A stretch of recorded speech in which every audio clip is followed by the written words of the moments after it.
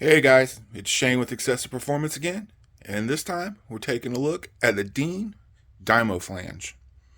At a 2004, 2005, 2006 Korean editions versus the modern Chinese version of the same guitar.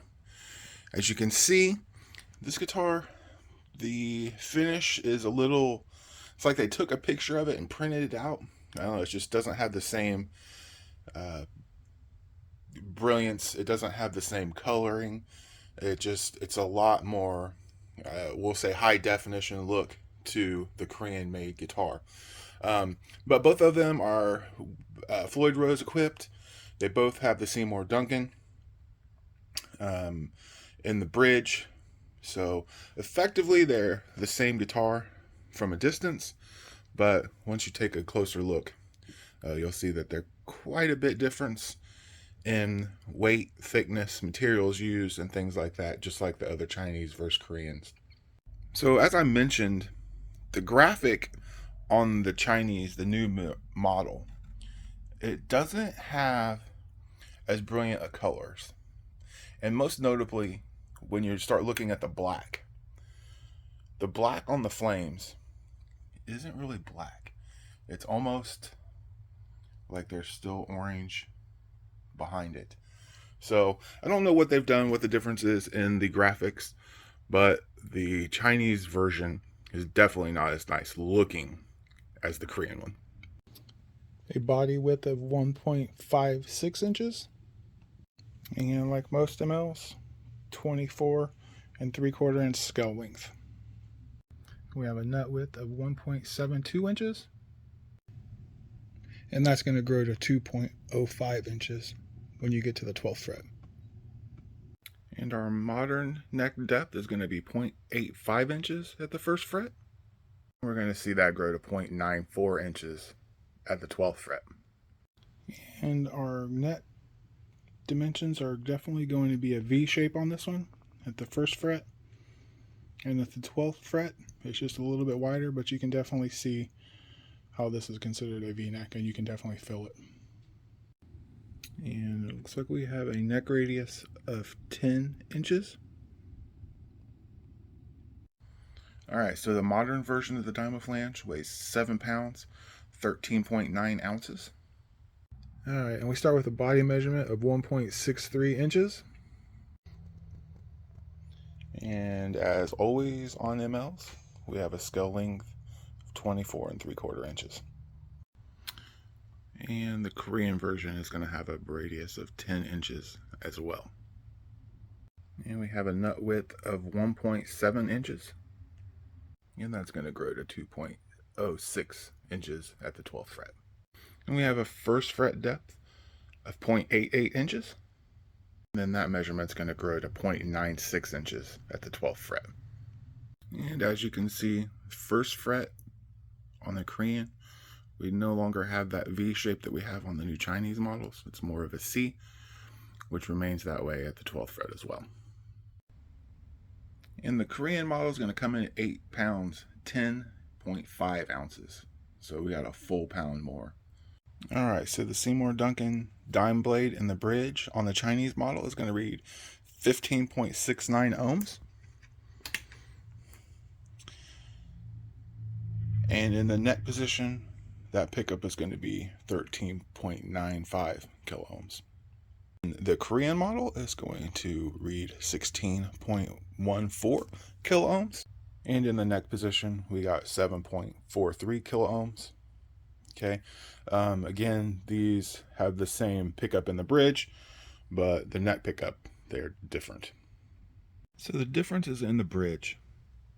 The Korean is going to have the license under Floyd Rose patents bridge.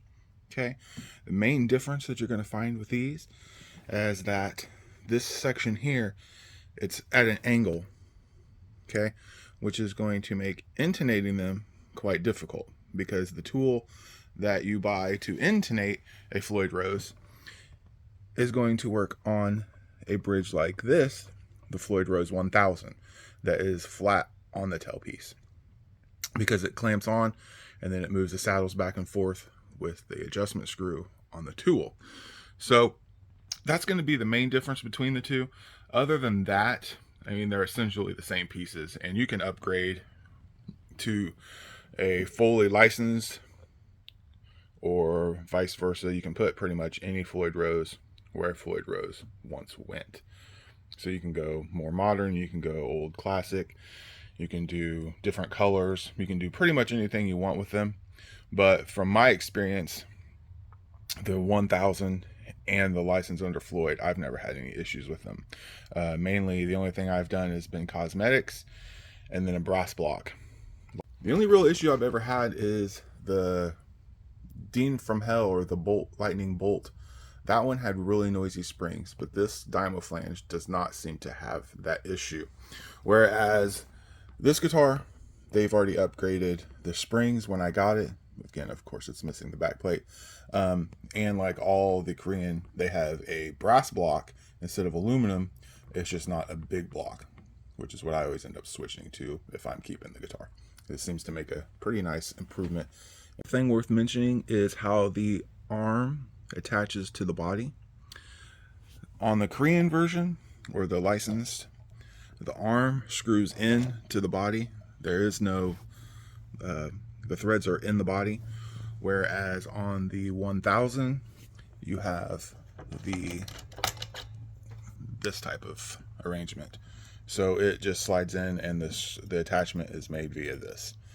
So they are a little bit different. My preference of the two is this version, because you can really tighten it up. As you can see, this does not move around, and I like mine back there, dime style. It's kind of out of the way when you're playing, unless you're using it, and it's not flopping and hanging down. You can get this version to be tight as well, but it takes a pair of pliers to do so, to really cinch down that nut. All right, while getting those measurements, I realized that they're coming in a little bit different between the Korean models. So the Far Beyond Driven Korean model is 1.69 inches in thickness. And yeah, that difference shows up here. 8 pounds, 14.5 ounces. All right, so when you take a look at the routings on the Korean models, they're exactly the same. The bridges are the same except for the upgrades to the one currently. But as far as the Korean to the Chinese models, they're going to have difference in the shape of the control cavity, and other than that, they're basically the same.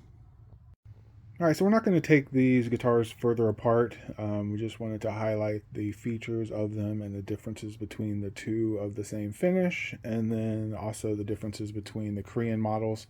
I don't have any of the other Chinese models here to compare them, but it appears that they are very, I mean, this is a 21 and it was a 21 as well. So, you know, they're both the same year guitar. They're manufactured to the same tolerances and specs, and it shows in all the measurements that we've taken. But I will add the link to the Chinese model comparison where we did take these completely apart if you're interested in seeing the electronics inside and the bridges being taken apart and all the routings, etc. But this guitar is brand new. It still has the plastic on it and everything else. So taking it apart would disrupt that. Final thoughts on the Korean Dymo Flame from 2005 versus the 2001 Chinese made. Again, we're going to basically come up with the same comparison we had from before, even though there's slight differences and variations between the Korean models on the Far Beyond Driven and the Dymo Flame. They're very negligible. Those guitars feel almost the same. Now I've been playing the Korean Dymo Flange for about a week now, and it feels just as good as my Far Beyond Driven. And actually, I plan to keep this one until my Dime Slime comes in. All right, so an update on the Dime Slime, the USA Dime Slime that everybody keeps asking about. That guitar was delayed again. And when I say delayed again, I mean this time not for a month, but this time it is going to be 9 months.